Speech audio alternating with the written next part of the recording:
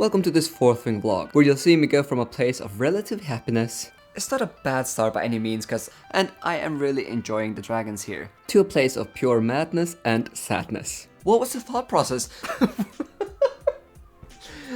What am I reading? This is just too much. I hope you enjoy it. So, I am a huge adult fantasy nut, and I don't really read YA fantasies, and I really don't read TikTok sensations. The only TikTok sensation I ever read was The Atlas 6 by Olivia Blake, and I didn't enjoy this book. But I am home alone today, it is raining, and it's apparently gonna rain the whole day, so it is finally time for me to pick up Fourth Wing by Rebecca Yarros. I am low-key scared. I literally know nothing about this book except that everyone is talking about it. Fourth Wing? It is Fourth Wing. Book that like so many of you guys have been asking me to talk about. Is this book worth the hype? We're here to talk about the book that is sweeping the book nation, and that is Fourth Wing. Yes, it's been everywhere. It has dragons, and I do believe it does have some heavy romance. I mean, I haven't even looked at the cover. Jennifer Armentrout says, brutal game, grumpy dragons, and sizzling sexual tension. Oh man, I'll hate this, I think. But before we start, I'll have a scone that I've homemade, and I also have some clotted cream and jam, so today's just gonna be nice and chill. Alright, let's get into it. Okay, time for the first update, and I have now read the first 100 pages, and this book is around 470 pages, and my initial thoughts are, it's alright. Actually, the first 50 pages of this book are brilliant in my opinion, because instead of having this typical training session where people train for 300-400 pages to do this big exam, this book starts with a kind of exam, so you're basically thrown into the situation where the stakes are crazy high, and it just works. Like, it allows for great pacing, high stakes, great character moments. So initially after this first exam, I thought that the plot was going to progress to something else, but from page 50 to 100, it has all basically taken place in a school or a school kind of setting where people are training, and I haven't found that as exciting as the first 50 pages. But another couple things I do enjoy. I mean, there are some interesting character dynamics. It does feel quite YA, but I'm prepared for that, so I'm not going to criticize this book for being YA. But yeah, there's definitely like some YA character dynamics. Another thing that I also enjoy, even though there has been some references to sex, which I am usually not a big fan of, there haven't been any sexual scenes yet. And the third thing is that I do find the magic system to be quite interesting.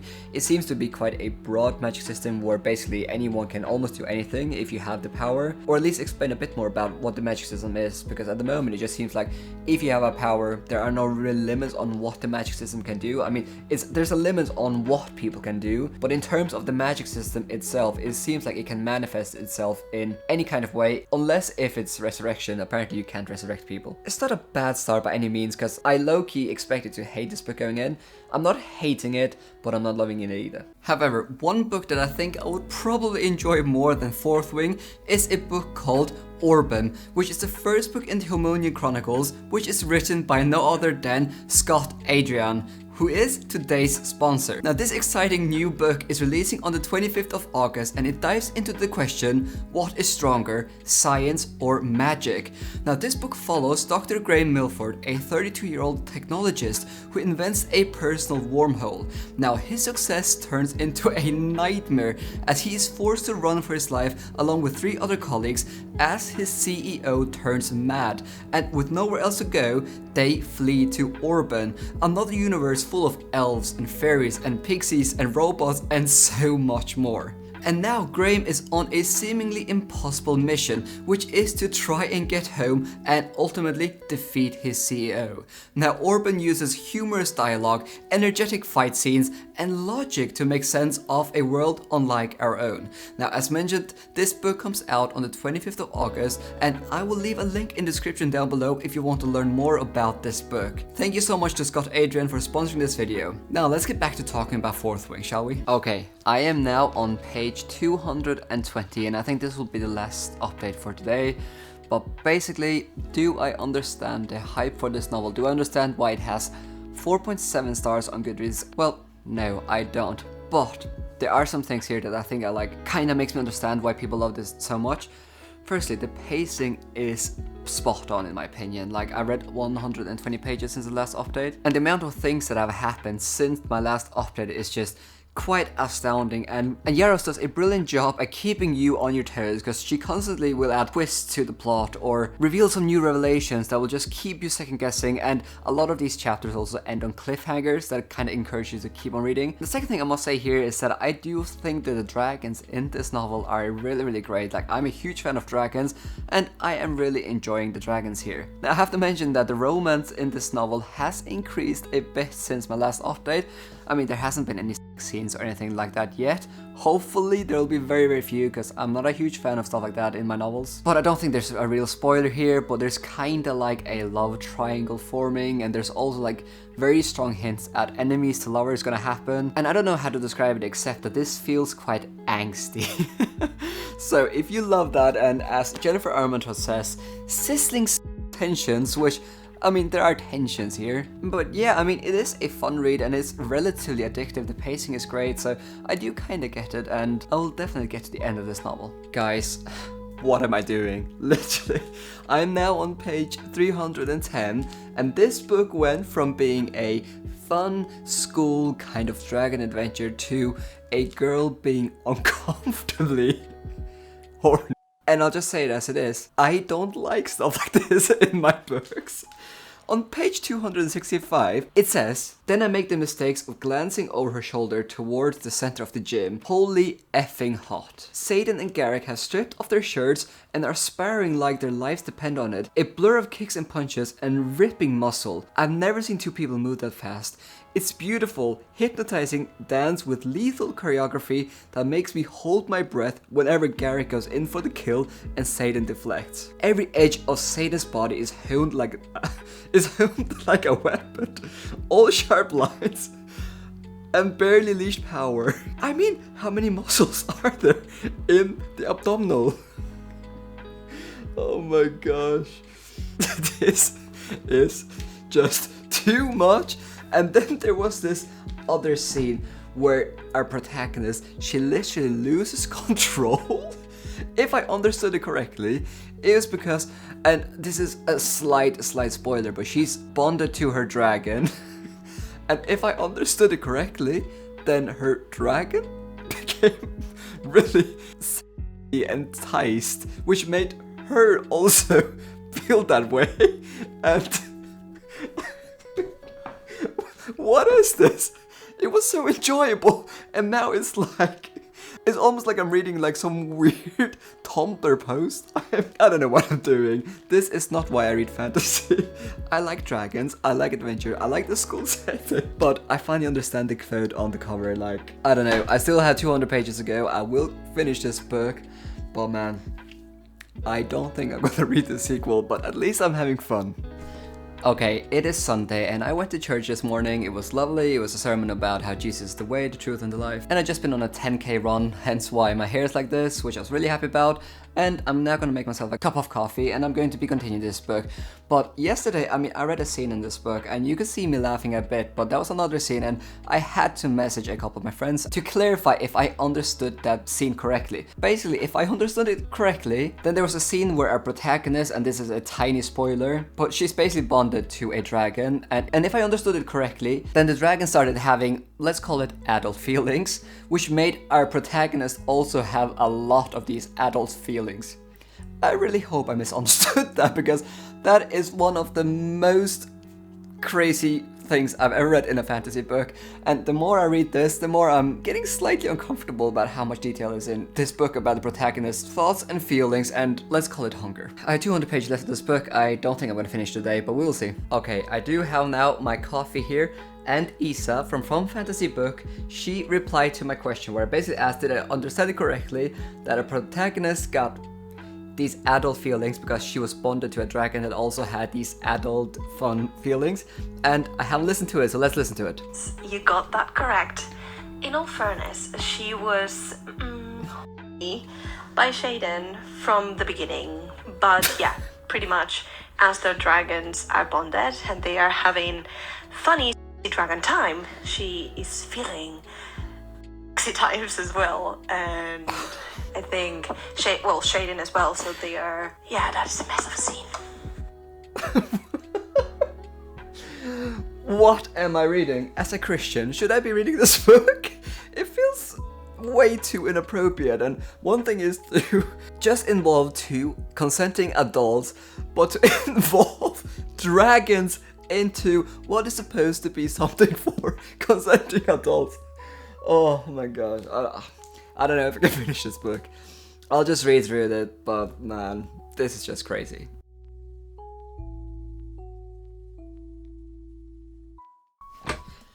I finished Fourth Wing, and overall my experience wasn't positive. Now let me just state it clearly before I go on a mini rant here, but my initial thoughts on the first 50% were generally quite positive. I mean, it did feel quite YA how the characters communicated, the setting, just the overall vibe just felt quite YA, but I did think the pacing was brilliant, the writing style is very accessible, and Rebecca Yarros, she does have an ability to add some interesting plot twists to the plot to keep it engaging and so on, but really, there is this one event, and I have talked about it in this video already, but literally, I just couldn't get over that Rebecca Yarros decided to introduce dragons. I mean, and I'm not talking about horns on their head, if you know what I mean. And while I suppose that all animals have urges and so on, I don't want to read about it in my fantasy. I love dragons, and I love them because they're grand, because they're epic, because they're scary. I don't love them because they're like, what was the thought process? And then to mix humans into this urge that the dragons have, I mean, oh my gosh. And even though that wasn't even a major part of the plot, it also ruined the romance that was in this book, because now that our protagonist is basically like controlled by the sexual urges that dragons have, it made me wonder, like, how true is this love that she has towards this other character that I won't mention? Like, is she really in love with him, or is it just because like she's received so much dopamine and she's almost drugged up that she doesn't really see the reality as it is and then falls in love with him? Does that make any sense? For example, like if you were drugged, like if someone gave you drugs that made you feel very, very high, and then while you were drugged up on these feelings, you actually fell in love with someone else, would you not think that maybe those feelings that you experience during this drug experience or this high dopamine rush, maybe they weren't legit, and maybe the reason why you had these feelings now weren't really because you wanted them or had them, but it was because something else, an external source, actually made you feel this way? Because that was like my thoughts. Like, firstly, we have dragons, which is just like, okay, let's stop talking about that. But then that also has a huge impact on the romance later on, because she literally falls in love with this other person because she has this experience, and it kind of diminishes the overall romance. And if you love like romantasy and smut and so on, then you'll probably enjoy it. But like this gradual increase in tension between the characters and the sizzling sexual tension, as Jennifer Armentrout calls it, I mean, it is certainly here, but it is just not for me, man. I read fantasy because I want my imagination to be stretched, which, I mean, I suppose my imagination has been stretched here a bit, because this was definitely something new, but like I want those awe-inspiring, epic fantasies. I want books that analyze themes about some deep things in life. I want great characters and so on. And this book, I mean, it does have a great plot actually. It has some nice plot twists, but I just can't get over the romance, and I especially just can't get over the dragons. And I know some people will say, well, you are definitely exaggerating here, like they aren't that big of a part of the plot. And that is true, but just the fact that it's in here and there's like 10 pages where she's struggling with raging desires because of her dragons, I mean, it just destroyed the whole enjoyment of the book. One thing I will say though is that this book ends quite well. Like, the conclusion is quite satisfying, and it definitely gives you a lot of intrigue, because there's a huge revelation on the very last page. So, am I hater of this book? I mean, overall, I did enjoy many aspects of it, but that one scene that I've talked about again and again, it just destroyed my enjoyment of the whole book, and I just couldn't get over it. And it's really unfortunate because it happened at the 50% mark, which basically meant that the latter half of this book just wasn't enjoyable. But it also wasn't enjoyable because these romantasy scenes, you probably know which scenes I'm talking about, they become more and more frequent. So what started as quite a YA training kind of school becomes increasingly more and more adult, let's just call it that. And another thing I must say is that yes, a lot of aspects in this book, they read YA, but there are many scenes in here that are incredibly inappropriate to give to a teenager, for example, I think. So really, if you're 15, 16 years old, I don't think you should be reading this book because this is very, very adult in some parts. So what are my concluding thoughts having read Fourth Wing? Will I continue the series? I think that is a resounding no, at least for now. I mean, you never know, my mind might change and I might feel really intrigued about checking out book 2, but initially I think that this will be that for me when it comes to romantasy. I don't think that this is a genre for me. I will say though that I do understand a bit why Rebecca Yarros is so popular, and especially Fourth Wing, because there are a lot of great things in this book and it's quite entertaining in parts, and if you love smut and stuff like that, I'm sure you'll enjoy this. Okay, but I think it's finally time for me to pick up one of these epic fantasies now and leave this behind. Oh, actually, my wife, she has heard me rant so much about this book now that she is actually very intrigued about it, and she read a lot of like YA, and this overall premise of this book reminds her a bit of a lot of books she read when she was a teenager, so she's low-key interested in picking this up now. So hopefully some of you will actually feel like, oh, maybe this is actually a book for me. Maybe I want to experience dragons. If that's you, pick up this book. But for me, I can't wait to get back to epic fantasy. Alright, what did you think about this video? Should I do more vlogs and read more weird books? Definitely let me know your thoughts. And thank you so much for watching. Hey guys, thank you so much for watching this video all the way to the end. I hope you enjoyed this video and got some inspiration to read more books. Now, if you want to support me in any way, then you can check out my Patreon. I have different tiers and you'll get different benefits depending on what tier you support. Some of the benefits include getting your name in my videos, voting rights on my next feed, getting a special role on my Discord server, getting access to one Patreon exclusive video a month, or even art cards and bookmarks signed by my wife and me. Most of the money goes to hiring an editor to do a couple of videos for me a month, which basically allows me to post high quality content more frequently. But yeah, thank you so much for watching and God bless.